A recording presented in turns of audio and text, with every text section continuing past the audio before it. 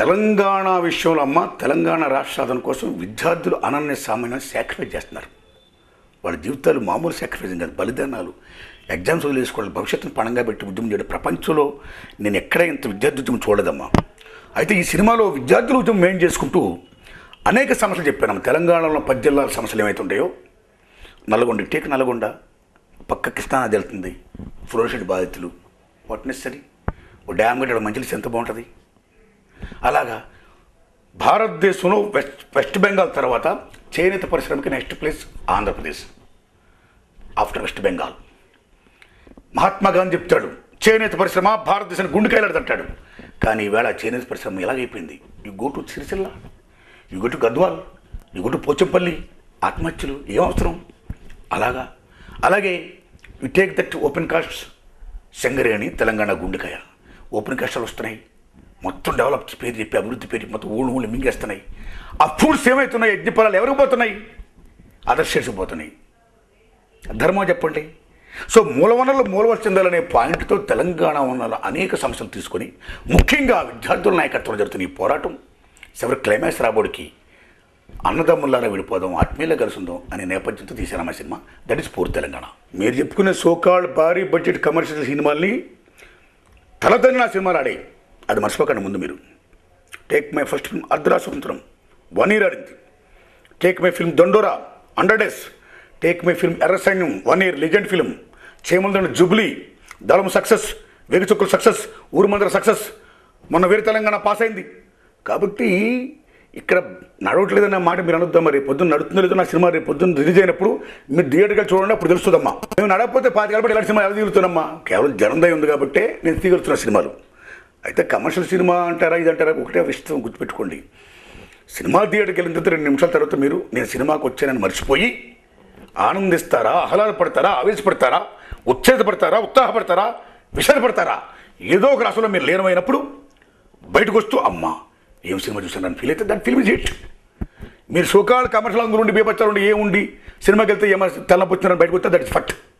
కాబట్టి హిట్ ఫట్కి తేడా జనరల్గా మనం చెప్పగలమే. The best taking film is which carries mood. So నా సినిమాలు 3 క్యారీ చేసిన సక్సెస్ అయ్యాను, 3 క్యారీ ఫెయిల్ అయ్యాను, మళ్ళీ 3 క్యారీ చేస్తున్నాను, నేను సక్సెస్ అవుతున్నాను. That's all. సమాజమే నా పాఠశాల, సమాజంతో సమస్యలే నా కథ ఎదురుతాలు, దానికి వ్యతిరేకంగా ప్రజలు చేస్తున్న తిరుగుబాటు పోరాటాలే నా నేపథ్యాలు, అందులో ఉన్న పాత్రధారులే నా హీరోలు. సిన్స్ మై ఫస్ట్ ఫిల్మ్ అర్ధరా సొంతం చెప్పేదాకా కూడా నేను ఒకరితో కంపేర్ చేయనమ్మా. ఇప్పుడు ఒకరికి గోంగూర ఇష్టం, ఒకరు తోటకూర ఇష్టం, ఒకరు చికెన్ ఇష్టం, ఒకరు మటన్ ఇష్టం. నా స్టైల్ నాదమ్మా, వాళ్ళని ఎవరిని కామెంట్ చేయనమ్మా. నేను మాత్రం నా సినిమాకి అన్నీ నేనే కాబట్టి, కథ, స్క్రీన్ ప్లే, మాటలు, సంగీతం అండ్ డైరెక్షన్, హీరోని, ప్రొడ్యూసర్ అన్నీ నేనే కాబట్టి నాకు ప్రతి ఫిల్మ్ కూడా ఒక యజ్ఞం అమ్మ. సో ఆ యజ్ఞంలో పాస్ అయినప్పుడు నెమరేసుకుంటాను, ఎందుకు పాస్ అయ్యాను, జనం దయ తెలిసారు. మిస్ఫైర్ అయినప్పుడు ఎందుకు మిస్ఫైర్ అయిపోయాను, నెక్స్ట్ ఎలా మిస్ఫైర్ కాకుండా మళ్ళీ ఎలా పాస్ అవ్వాలని ఆలోచిస్తూ నేను ఎక్కువ యజ్ఞం చేసుకుంటానమ్మా. మళ్ళీ ఎక్కడ ఎప్పుడు ఇష్యూ పడుతుందో ఆ ఇష్యూని మీరు యాజ్ ఎ జర్నలిస్ట్ రాస్తున్నట్టే నేను సినిమా తీస్తానమ్మా. This is my style of film making. Whether I pro people are not, you must take only that I'm pro people, that's all. అమ్మ ఎప్పుడు మన రాజ్యాన్ని ప్రశ్నించాలి, అందులో ఒక భాగమే ఫిలిం మీడియా. ఇప్పుడు నేను సినిమా ఫీల్డ్లో ఉన్నాను కాబట్టి I'm playing my role, that's all, towards people. అయితే రిమైనింగ్ అంటారా, జనంతో ముందని చెప్పాను మీకు. నేను జనంతో ఎప్పుడు ఉంటున్నానమ్మా, నేను జనంతోనే ఉంటానమ్మా. ధన్యవాదాలమ్మా, నమస్తే అమ్మా. పూర్వ తెలంగాణలో చాలా గొప్ప విషయాలు ఏంటమ్మా, దేవుడు జీవితాన్ని ఇచ్చాడు ప్రేమించడానికి, ప్రేమింపడానికి. ప్రతి ఊడికి ప్రాణం అంటే మహాభయం, దాని నుంచి మహా తీపి. యు టేక్ మీ, నాకు ప్రాణం అంటే మహా తీపి. నాకేంటి 100కి ఉంటుందమ్మా ప్రాణం అంటే తీపి ఉన్నవాడు. ఎవరైనా ప్రాణాలు తెగించి ఒక మోటో కోసం ఫైట్ చేస్తే వాళ్ళు చాలా గొప్పవాళ్ళమ్మా. దే ఆర్ రేర్ పర్సనాలిటీస్ అమ్మా, వాళ్ళ చేతి నమస్కరిస్తున్నా. ఆ దశలో ఈ సినిమాలో అనేక characters, from Srikanthachari, from Venugopal Reddy, Vyadayya, Suman, Aparna, Yadireddy, ఇంత మహానుభావులు ఒక తెలంగాణ సాధించడం కోసం వాళ్ళ ప్రాణాలని బలిదానాలుగా పణం పెట్టి ఆత్మహత్య చేసుకోవడం చూడమ్మా, బలిదానం చేసుకోవడం చూడమ్మా, అది గుండెలు తెరిచిస్తుందమ్మా. అది అంతకంటే మించింది లేదమ్మా. అందుకని ఆ మహనీయుల్ని, ఇప్పుడు ఉన్న విద్యార్థుల్ని, యువకుల్ని, ప్రజలను మొత్తం 50 మందిని కూడా ఎవరు బలిదానాలు చేసుకోవద్దు. దయించి ప్లీజ్ పోరాటం చేయండి, తెలంగాణ సాధించండి, అనుభవించండి, మీ వారసులకు పంచండి. ఇదే నా చిత్రహితృత్వం అమ్మా.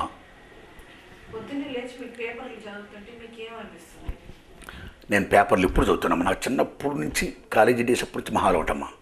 పేపర్లు చదవడమే నాకు పెద్ద నాలెడ్జ్ అమ్మా. ఎందుకంటే ప్రపంచం ముందు నా కళ్ళ ముందు ఉంటుంది.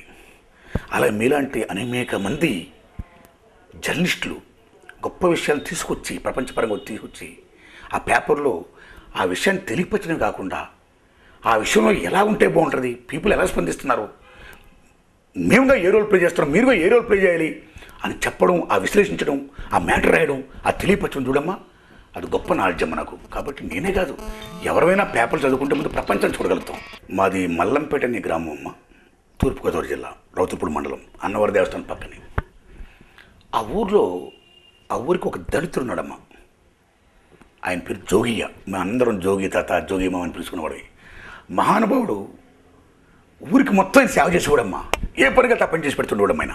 అంత గొప్ప మహానుభావుడిని ఆ జోగి తాత, ఆ జోగి మామ చివరికి ఇంటింటికి వెళ్ళి ఆయన అన్నం అడుక్కునేవాడమ్మా. నాకు ఏడుపుచ్చేది, చిన్నపిల్లని బాగా I'm talking now I'm 58 years old. 45 years back నుంచి మీరు చెప్తున్నానమ్మా. ఇలా పోస్తుండరమ్మా, ఇలా పెట్టుకోడైనా. నాకు ఏడుపొచ్చి, అరే ఊరికి సర్వీస్ చేస్తున్నాడు ఆయన, ఆ మహానుభావుని ఇంట్లో తీసుకొచ్చి అన్నం పెట్టి దండం పెట్టుకోవాల్సింది పోయి ఇంకా అసుంటూ ఉండు అంటూ ఇలా పోయి అంటచ్చుకుని ట్రీట్ చేయడం అనేది పరమ దుర్మార్గం అని ఫస్ట్ మా అమ్మతోని మా నాన్నతో నేను గొడవ పెట్టుకున్నానమ్మా. That is my first incident అమ్మా.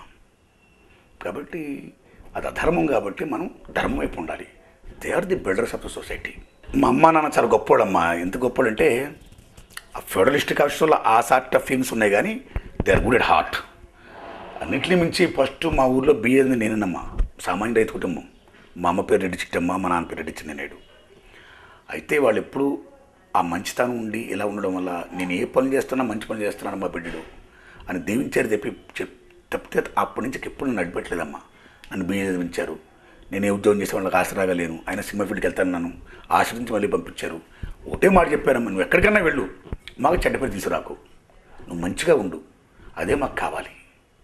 అంతకంటే ఏం కావాలమ్మా? కళలు కనలేని వాడు ఇతరులను కళ్ళల్లో ముంచెత్తలేంటాడు Mao. You have to dream what are going to achieve. So నా లైఫ్ అనేది ఎవడ ఉనికి కోసం వాడు చేసే బతుకు పోరే జీవితం. మీ లైఫ్ అనేది మీ ఉనికి కోసం చేసే మీ బతుకు పోరే మీ జీవితం. ఆసారు కూడా అంతే. అలా ప్రతిదాని కూడా ఏం లేకపోతే జీవితం నిరర్థకం. కాబట్టి మార్నింగ్ నుంచి నైట్ పడుకునేదాకా ఆ దైనందిన జీవితం ఏమవుతుందో ప్రతిదీ కూడా మనం దేవుడు గొప్ప జీవితాన్ని ఇచ్చాడు, గొప్ప కాలాన్ని ఇచ్చాడు. వెయిట్ చేసుకుండా ఎలా ఉండాలి, ఎలా డెవలప్ అవ్వాలి, మనకి ఎలా అభివృద్ధిలో రావాలి, ఎలా మంచి పనులు చేయాలి, ఎలా మంచి అనిపించుకోవాలి అనే నోషంతోనే ఉంటున్నాము. నేను ఎవరికి హారం చేయకుండా. That's all.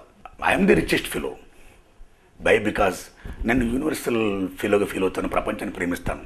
చిన్నపిల్లలంటే నాకు బాగా ఇష్టం. I want be like child. That's all. ప్రతిదీ నాదనుకుంటా. వాన కురుస్తున్నప్పుడు వాన నాదనుకుంటా, పువ్వు పోస్తున్నప్పుడు పువ్వు నాదనుకుంటా. ఆ కోకిలు కొత్త వచ్చినప్పుడు కోకిలతో పాటు నేను కూడా అని కోస్తా. అంతకంటే ఆనందం ఏంటమ్మా? ఎక్కడే ఫుడ్ ఉంటే తినేస్తా. అందరూ ప్రేమ పెడతా, దండం పెడతా. That's all. దేవుడు మనకు మానవ జన్మ ఇచ్చాడు, మహోత్కృష్టమైనది. దాన్ని మనం సాధన చేసుకోవాలి. ఒకే ఒక పాయింట్, చేతనైతే ఇతరులకు మంచి చెయ్యి, అంతేగాని హారం చేయొద్దు. భారతదేశం సహజ సంపదలకు, వనరులకు, ఖనిజ సంపదలకు అమోఘమైన నిలయం. అయితే ఆ సంపద మొత్తం కొద్దిమంది చేతుల్లో పోతూ, అంటే ఒక 20% మంది అనుభవిస్తూ 80% మంది కూడు గుడ్డ నీడ సరిగా 100% లేక అలా ఉన్నారు. ఇండిపెండెన్స్ వచ్చి 64 ఏళ్ళు అయినా సరే it is too much. After independence between haves and have nots ఉన్న గ్యాప్ పూరించాల్సింది పోయి ఇక్కడ దూరం అయిపోతుంది. If it's going on like this we're going to face civil war. అది కాకూడదని నేను కోరుకుంటున్నా.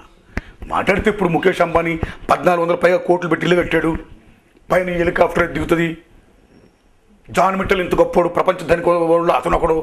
ఇది చెత్త, ఐ మీన్ మోడర్న్, దాన్ని ఏమంటారమ్మా, ప్రత్యేకంగా చూపిస్తున్నట్టమ్మా, చాలా దుర్మార్గం అది.